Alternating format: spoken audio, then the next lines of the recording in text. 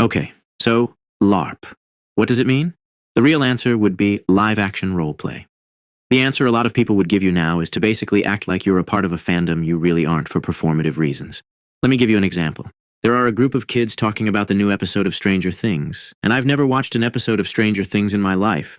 I have, for the record. But I don't want to be the odd one out, so I start trying to mimic what they're talking about and repeat some stuff I saw online. Another way you could use LARP is to explain someone acting like someone they aren't, once again, for performative reasons. Today, bro. Can't keep being laid on. Oh, you need the money. This is like reposting videos you don't relate to or trying to act cool around certain people. How do you do, fellow kids? What? The truth is, we have all LARPed in some way before. What I'm going to be talking about are certain fandoms that people LARP being in the most. There are probably more, but these are mainly fandoms I've interacted with in some way. And before we get into it, I want you to know that this is very serious. And if you ever notice someone LARPing, contact them immediately and get them to stop. Because when you start, it's a slippery slope of lies. Really, there are many reasons you would LARP. The first reason I'm going to be covering is popularity. Wanting to fit into trending conversations is very tempting.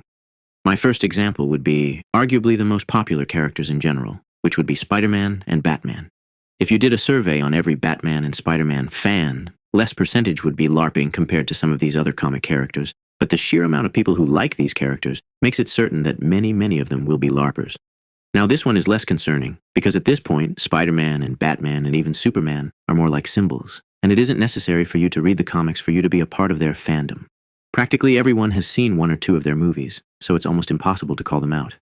As new things become trending over time, more LARPers will be attracted. A few TV shows that have been revitalized recently would include Dexter, Breaking Bad, and The Walking Dead. Naturally, lots of people will ride the wave of popularity. Invincible has recently gained a lot of popularity and could also serve as an example. Now we have a little subsection. On one hand, there are popularity LARPers. On the other hand, there are people who LARP for ball knowledge, or to be more niche. In the middle here, we have the stuff that will automatically give you a few points to seem cooler. A few examples would be Vinland Saga, Vagabond, and The Climber. These books are all associated with deep topics that can make anyone who reads them seem more mature, interesting, and philosophic. If you just act like you read them, you can seem cooler, and you don't have to read words. Okay, now here are some honorable mentions that I couldn't really fit into some of these sections. First up, Nightwing. Lately, his LARP numbers have been off the charts. He's been experiencing a lot of mischaracterization because most of his fans are gooners, and he's gotten a reputation for being perfect.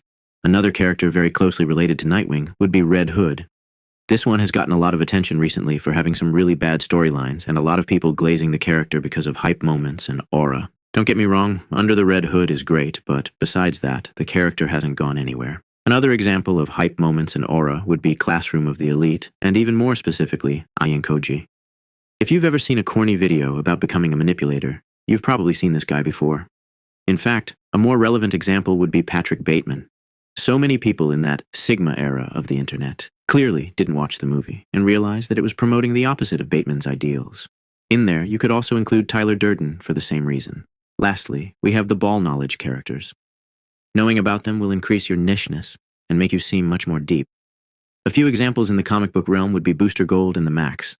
Both of these became popular because they were only liked by a small majority of people, so of course some people would act like they're a part of it. There was a time where this kind of stuff was rampant, with people listing comic characters like Color Kid and Red Beast Boy as their favorite characters. You know, if those really are your favorite characters, good for you, but it gets to a point.